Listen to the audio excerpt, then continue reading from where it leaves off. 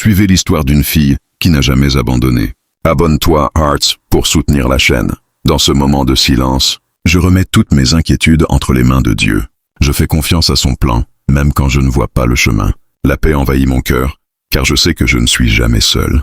Par la foi, je trouve la force d'affronter chaque nouveau jour. Elle n'a pas abandonné. Son nom ne faisait la une d'aucun journal. Elle n'était pas célèbre, ni brillante aux yeux du monde. Mais ceux qui l'avaient vue vivre savaient une chose. Elle tenait bon. Dès l'enfance, elle avait connu l'abandon. Un père absent, une mère malade, des jours où manger relevait du miracle.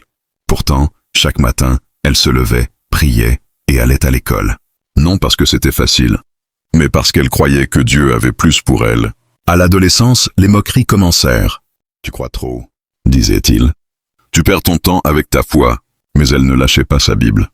Elle la lisait entre deux cours, la serrait contre elle comme une ancre. Un jour, tout sembla s'effondrer. Sa mère mourut. Les dettes s'accumulèrent. Elle faillit abandonner ses études.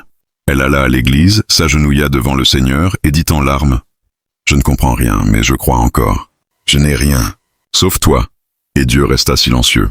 Mais elle sentit une paix surnaturelle remplir son cœur.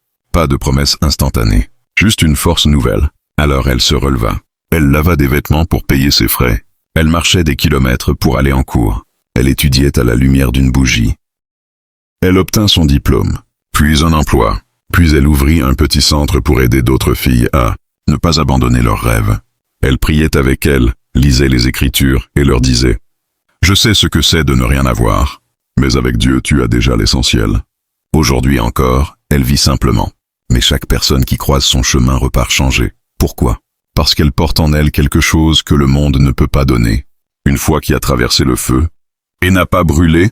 Même quand je marche dans la vallée de l'ombre de la mort, je ne crains aucun mal, car tu es avec moi. Psaume 23:4.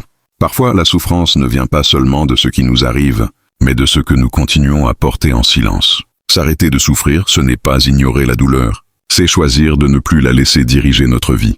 C'est déposer ses fardeaux aux pieds de Dieu et croire qu'il peut guérir même les blessures qu'on ne montre à personne.